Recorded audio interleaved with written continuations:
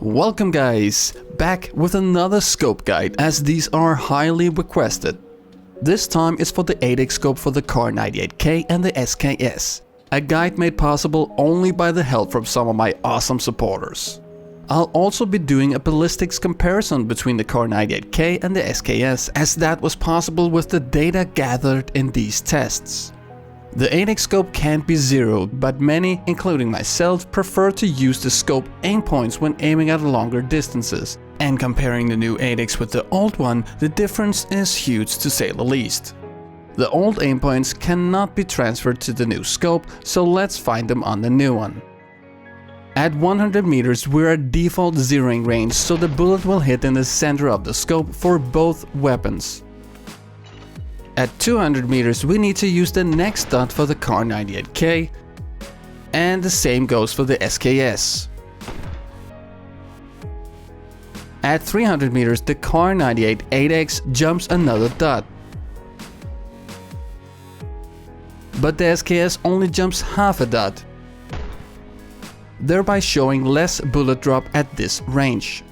At 400 meters the KAR98 8x jumps yet another dot. The SKS 8x jumps a dot too, but as you can see it's a bit out of sync with the markings as it is hitting between them.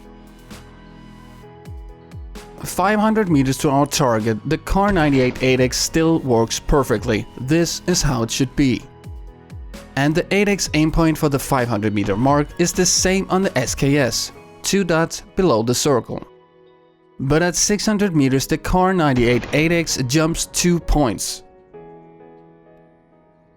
And it's the exact same thing for the SKS. For 700 meters using the KAR98 we need to aim between the 2 lowest dots.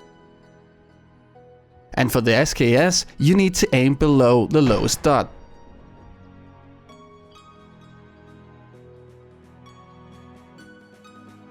.800 meters is the max this scope can handle, as I now need to aim very high above my target. 800 meters for the SKS is not practical, but I included the aim point anyway, for science.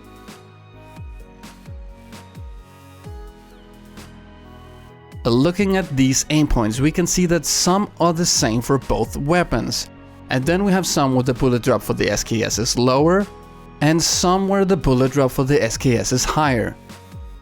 And based on this data I was actually able to create bullet drop curves for both weapons.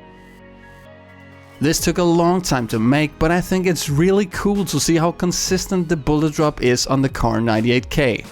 A bullet fired from the KAR98K will fly long and consistently. A bullet from the SKS will fly at a very high curve, lower bullet drop in the beginning, but higher bullet drop in the end of the bullet travel.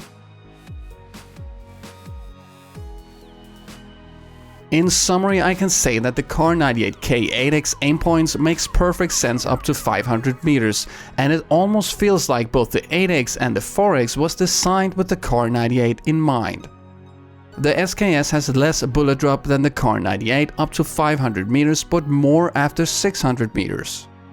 When using the KAR98K, I'd recommend using the aim points on the scope. But when using the SKS with the 8x, you might be better off using zeroing distance, as some of the aim points are a bit odd. Now that's all I had for you guys in this video. If you liked it, don't forget to subscribe to the channel for more content like this one, and I'll see you guys next time.